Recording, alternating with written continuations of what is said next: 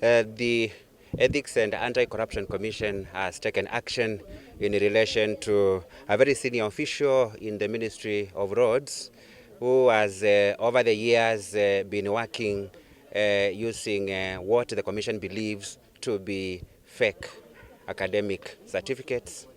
The person is the current superintendent engineer of roads at the Ministry of Road and Transport.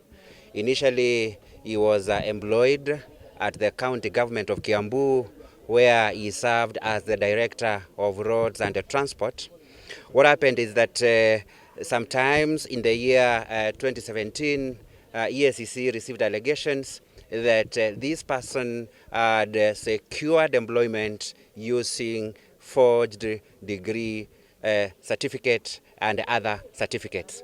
In particular, the engineer is accused of forging a degree in civil engineering and using that fake degree secured employment as the director of roads and transport at the county government of Kiambu.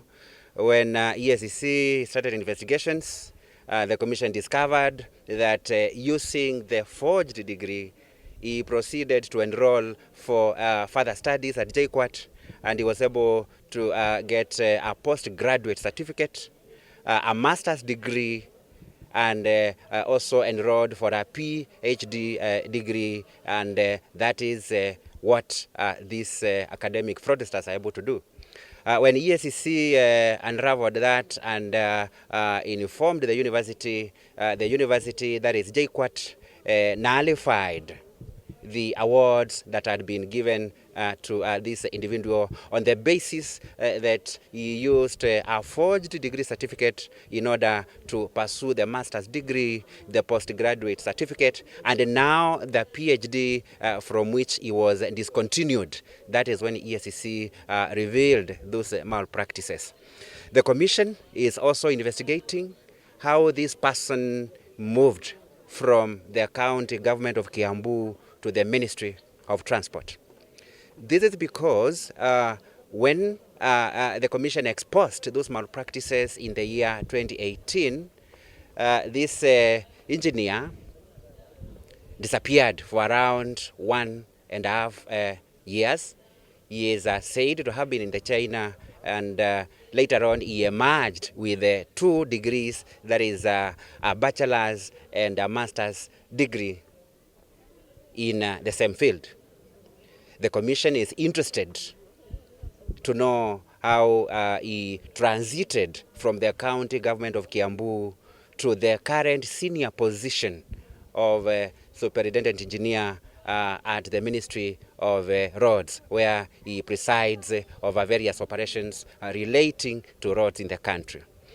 The commission undertook investigations and forwarded the file to the DPP, who concurred with the recommendations of ESCC to apprehend and charge this person with the various criminal offenses. And on 15th of December 2023, the individual was arrested and arraigned before Kiambu law courts, where he was charged with those offenses.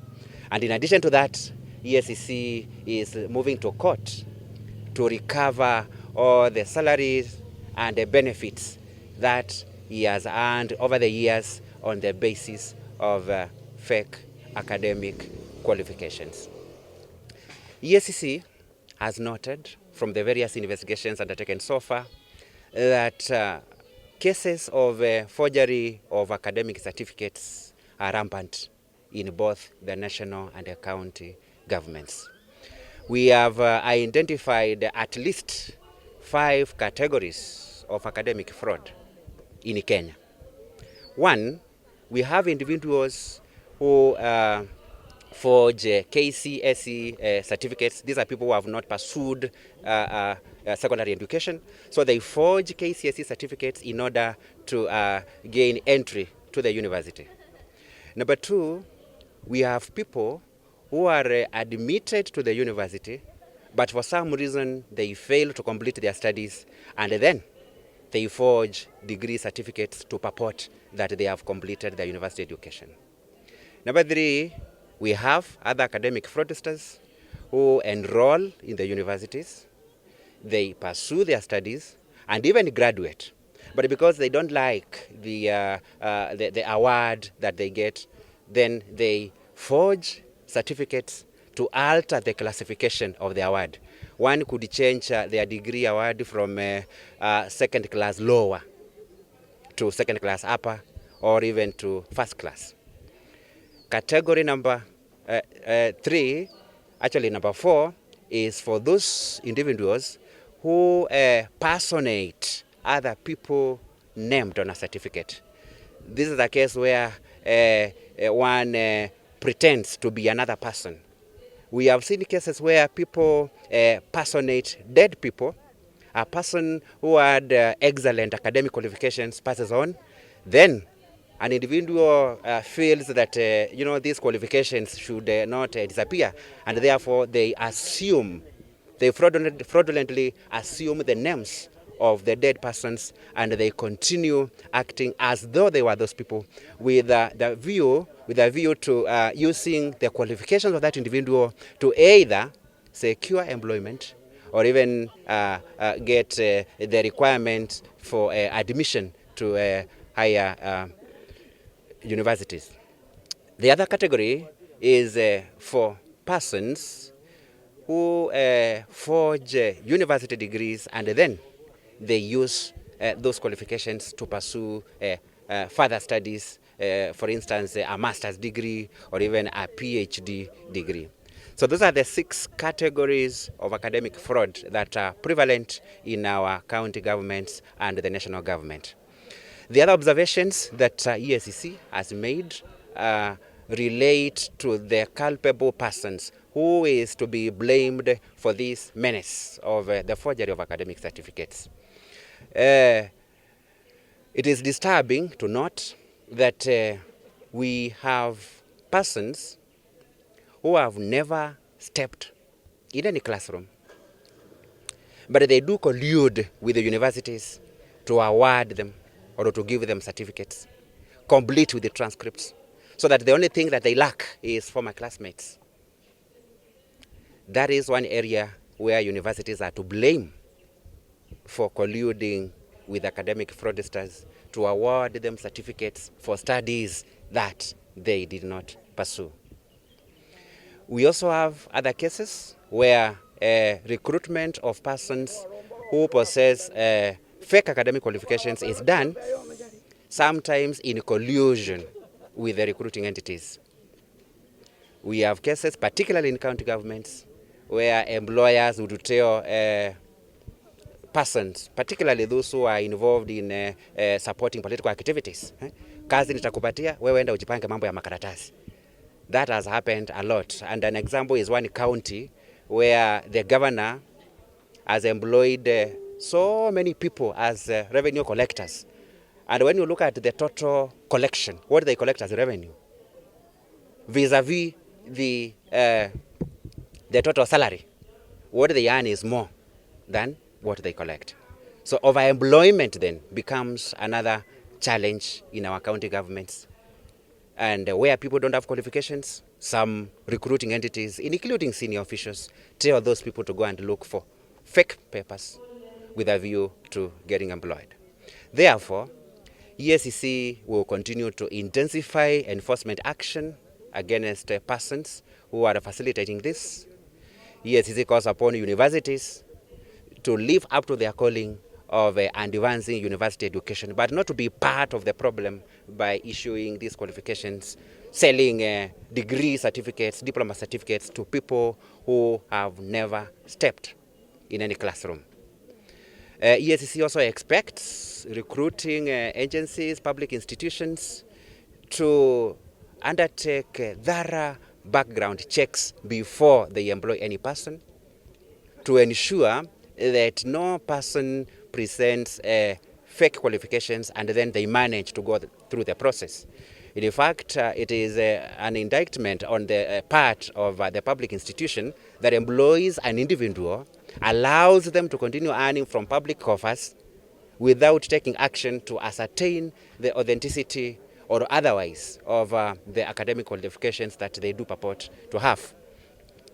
EACC also expects members of the public and any person who is aware of an individual in possession of forged academic certificates to give us that report. The people engaging in this business are not foreigners. These are not people who fall from the heaven to the earth. These are people we know. These are our brothers. They are a product of this society. Therefore, one way of addressing this challenge is to expose those who are engaged in this malpractice so that we do not compromise the quality of education in Kenya, which is globally appreciated as a good education. The other thing that is important is for those individuals who are doing this to know that there are consequences for such actions. The fact that EACC is here to catch up with you does not mean that you are free or you can play games and get away with it. Crime does not expire, and at an opportune time, every person engaging in these malpractices will be called to account. Kenyans need to understand that the possession of fake academic qualifications can do a lot of harm. If we have people purporting to be trained doctors when they are not, and they are performing surgical operations, those are people who can lead to loss of lives. You have seen buildings collapsing and killing people. It is because corruption has a hand in it. Somebody somewhere who does not have proper qualifications is involved. There are cases that EACC is investigating where some persons have been fraudulently certified to be professionals, and these are the people who are approving mega projects. Therefore, having persons allowed to practice in the professions that they purport to belong when they are actually not trained in that area, or when they do possess fake qualifications, can do a lot of harm to the country. It is already doing that harm, and there is need to tame these quacks. That means that professional bodies also have a responsibility. Before you register somebody who purports to have qualifications in the particular field that the professional body regulates, there is need to have mechanisms for doing background checks. And there is no poverty of examples of quacks who have practiced for many years before the professional bodies are able to identify them. There is need for concerted efforts by professional organizations, regulatory bodies, universities themselves, and law enforcement bodies. Otherwise, we cannot sit and say that this is the responsibility of EACC alone. Are they the high and the mighty who are doing this forgery ama ni wale watu wa maskini sana sana? No. This is a problem that is prevalent across board. We have cases that even involve members of parliament accused of possession of fake academic qualifications. We have people in senior positions. This is a person who is in charge of other engineers. How do you supervise professionals when you possess forged academic qualifications? So it is a challenge that is across board. I know you have even seen governors named in some of these issues. So it is a problem that cuts across. It is not something that you may want to attribute to a particular section of the Kenyan population. And that's why we are saying that these people are products of the Kenyan society, and this challenge is partly due to the Kenyans' deep love for shortcuts. We live in a country where everybody wants to take the shortcuts they can take. And sometimes we don't even understand why. I've seen in even queues for food, even when the food is so much and enough for everybody, everybody wants to jump the queue and they be among the first to serve it. I've seen in airports, when you know very well that even your seat is already booked, you know your seat number, but you still want to jump the queue to be among the first to enter the plane. So this culture of wanting quick things, shortcuts, is contributing to the sorry state of our country, and it is fueling corruption and the various unethical practices that continue to affect us in many ways. I've heard you speak about... The government has established many institutions that are involved in the regulation of the education sector, we have many institutions that are involved in quality assurance. What we need is to have mechanisms that allow early detection of such. One of them is automation. Why is it impossible, for instance, to have a portal where employers that are interested in knowing whether certain academic certificates are fake or not can actually feed in the serial number? For instance, if a certificate is said to emanate from a certain university, why can't there be mechanisms that can enable any individual who is interested in ascertaining the authenticity of a certificate to just feed in some code or some number on a website or on a portal, and then we get that feedback? So one may be tempted to think that sometimes there are people who thrive in such weaknesses. So let public institutions, private institutions, and those institutions in the business of recruiting have very strong internal controls that make it difficult for persons to forge certificates and manage to get through the process. Automation is one of those mechanisms, and institutions should work together in taming this challenge.